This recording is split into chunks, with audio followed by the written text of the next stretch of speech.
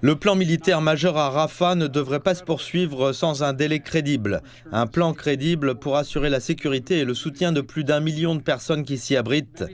Beaucoup de gens ont été déplacés plusieurs fois, fuyant la violence au nord, et maintenant ils sont entassés à Rafah.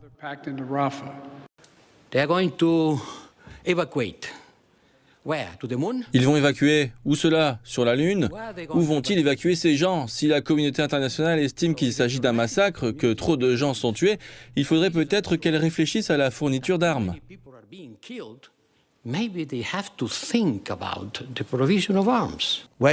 Où vont-ils? C'est la question que je me pose.